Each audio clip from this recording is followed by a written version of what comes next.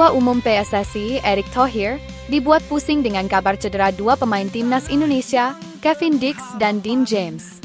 Keduanya dipastikan absen panjang akibat cedera saat membela klub masing-masing, FC Copenhagen dan Go Ahead Eagles.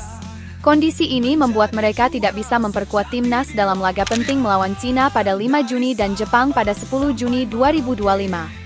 Menanggapi hal ini, Erick Thohir menegaskan pentingnya memiliki pemain pelapis berkualitas di setiap posisi, sebagai antisipasi terhadap risiko cedera yang bisa menimpa siapa saja.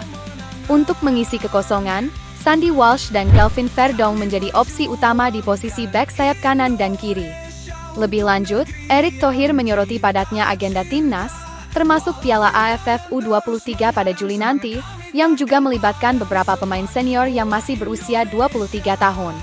Ini menurutnya bisa memperparah krisis pemain bila tidak ditangani dengan baik. Erick kembali mengingatkan pentingnya memiliki kedalaman skuad hingga 33 pemain, agar timnas tetap kompetitif meski diterpa cedera. Ia pun berharap seluruh pemain tetap sehat agar bisa menjalani jadwal yang padat dengan maksimal. Tendangan dan langkah, kami berjuang untuk meraih mimpi bersama. Dari Aceh hingga Papua, kami tak akan berhenti berlari. Timnas Indonesia masih menyimpan asa untuk lolos ke Piala Dunia 2026. Dua laga krusial tersisa di babak kualifikasi akan menjadi penentu nasib skuad Garuda, melawan Cina di Stadion Gelora Bung Karno pada 5 Juni, lalu bertandang ke markas Jepang pada 10 Juni 2025.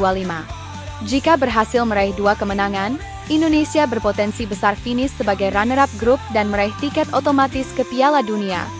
Namun, perjuangan ini juga bergantung pada hasil dari tim lain, termasuk Australia yang kini unggul 4 poin di posisi kedua. Menariknya, peluang Indonesia sedikit terbuka dengan kabar bahwa Jepang mungkin akan menurunkan skuad lapis keduanya. Pelatih Hajime Moriyasu dikabarkan akan memberi kesempatan kepada pemain-pemain baru, karena Jepang sudah memastikan diri lolos sebagai juara grup. Momen ini tentu bisa dimanfaatkan oleh Indonesia, tak hanya untuk meraih poin, tetapi juga untuk membangun kepercayaan diri dan mental bertanding di level tertinggi. Mengalahkan Jepang, meski dengan skuad pelapis, akan menjadi bukti bahwa skuad Garuda siap bersaing di panggung dunia.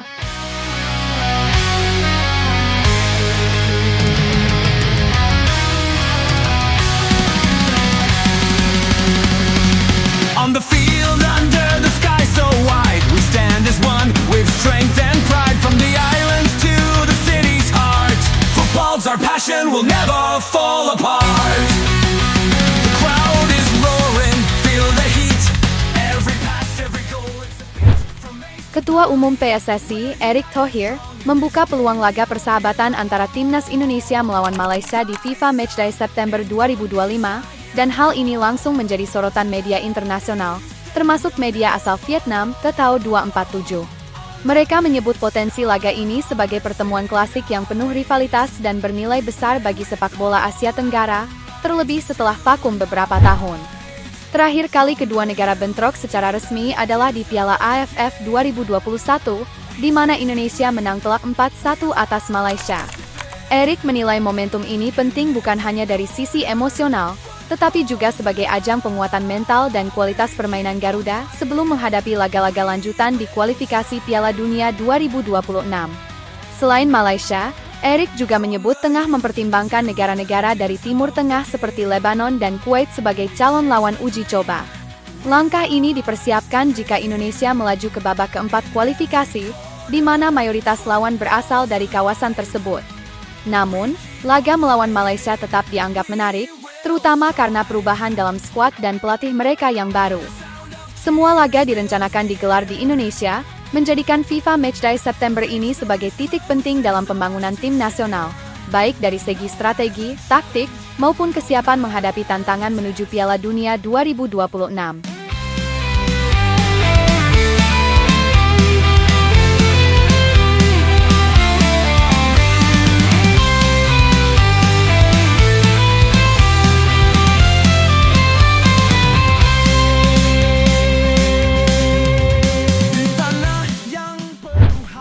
Pelatih Timnas Indonesia, Patrick Kluivert, dikabarkan akan memanggil 27 pemain untuk menghadapi dua laga penting melawan Cina dan Jepang di kualifikasi Piala Dunia 2026 zona Asia. Keputusan ini sejalan dengan arahan PSSI yang menegaskan tidak akan menambah pemain naturalisasi baru untuk FIFA Matchday bulan Juni. Menurut Exco PSSI Arya Sinulinga, pemain-pemain yang ada saat ini sudah cukup hebat dan layak dipertahankan. Nama-nama yang tampil apik saat menghadapi Australia dan Bahrain di bulan Maret lalu kemungkinan besar akan kembali dipercaya, termasuk beberapa pemain yang tengah dalam masa pemulihan cedera seperti Kevin Dix, Dean James, Shane Patinama, dan Ragnar Oratmangoen. Menariknya, nama Asnawi Mangkualam juga disebut-sebut akan masuk daftar panggil untuk pertama kalinya di era Kluivert. Indikasi itu muncul setelah Port FC tidak melepasnya untuk laga ASEAN All Stars melawan Manchester United, menandakan adanya agenda penting lain bersama timnas.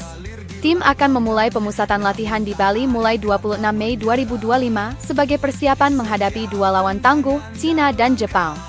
Skuad yang terdiri dari nama-nama andalan seperti Martin Paes, Jay Itzes, Tom Haye, Marcelino Ferdinand, hingga Rafael Struijk ini diharapkan mampu tampil solid dan membawa pulang hasil maksimal demi menjaga peluang lolos ke Piala Dunia 2026. Kejuaraan itu milik kita.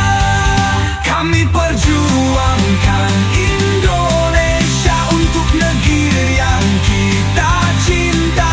Walau rintangan terus Elkan Bagot resmi mengakhiri masa peminjamannya bersama Blackpool dan kembali ke klub asalnya, Ipswich Town.